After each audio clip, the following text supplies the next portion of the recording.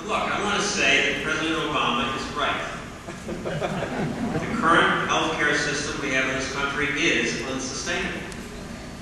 It just can't keep going this way. Medicare is $30 trillion. Something just happened there. Now the mic is working. All right. Medicare is $30 trillion in the hole. It's a Ponzi scheme. We locked up Bernie Madoff for running a Ponzi scheme. Medicare is an even bigger one. It's disgusting. Elderly people say, I paid into the system, I'm just getting back from the trust fund what I paid in. But that's a lie. Because the greedy politicians spent what you paid in immediately when you paid it in. And now you're relying on the young people. They cover your health care. The numbers don't add up. The demographics don't add up. There will be death penalties if we do nothing. Somebody's going to say, you want someone else to pay for your health care? You want the government, the taxpayer to pay? Well, we're not going to pay for this or that if you're 80 years old. Someone's going to have to make those rational decisions. People are talking from the back there, the narcissist.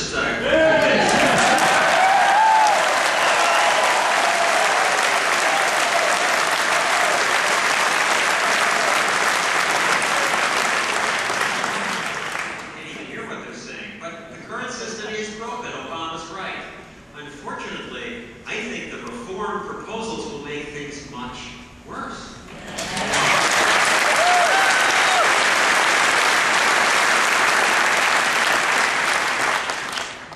It's not a problem that we're spending more than ever on health care. We're spending more than ever on recreation, too. It's okay. We're a rich country. We want to spend more on recreation. We want to spend more on health care because they keep inventing cool new stuff that reduces pain and makes us live longer. That's a good thing.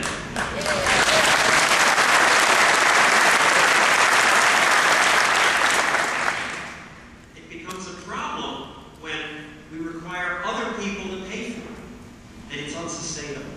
The current plans would make healthcare more expensive and give us fewer real choices. All the plans call for more insurance, government insurance and private insurance. But insurance means somebody else is paying for you, third-party payment. And nobody spends your money as well as you do.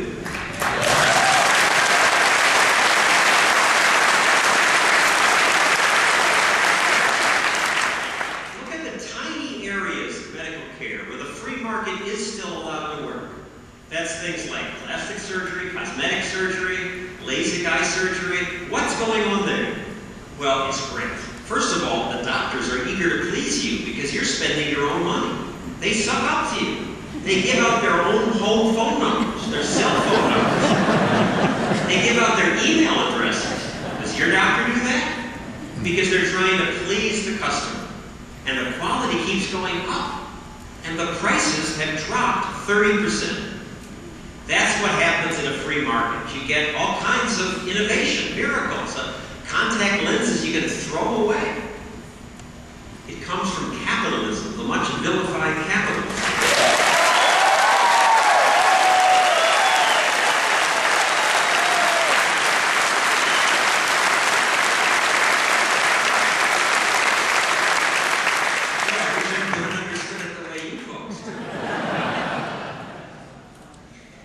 It's given us computers, cell phones, nice hotels, cars. Everything keeps getting better because they have to compete to please the customer.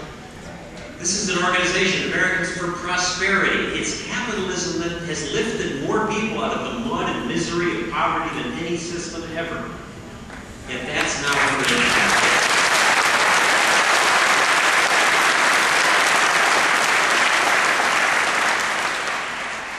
People say, well, oh look, healthcare is different. The free market really can't work there because it's too complex. We're not smart enough to know which doctor to go to for this cancer.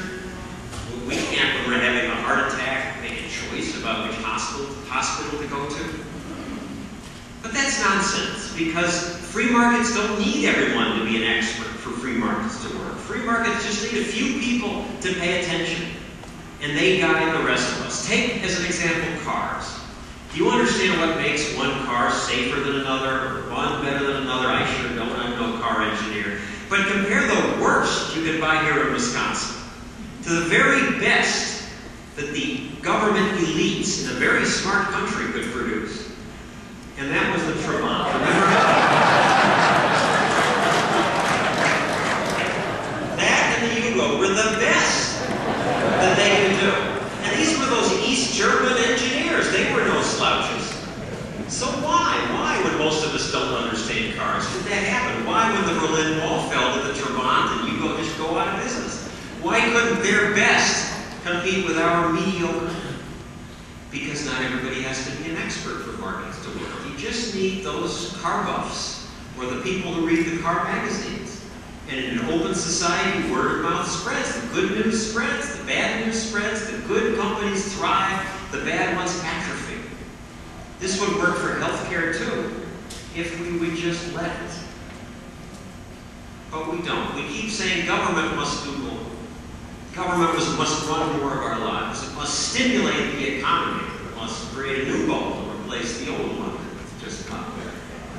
So government spending goes up. What percentage of the economy should government be? 10%? We need some government. 15%? What's right? We don't think in those terms. We should. Here's a graph of the growth of government since the beginning of America. Most of the increase came from the Great Society of Lyndon Johnson. Government's grown from less than 5% of GDP for our first 100 years, when we grew the most, to the 40% it is now. And this is before Obama. Here it is adjusted for population growth.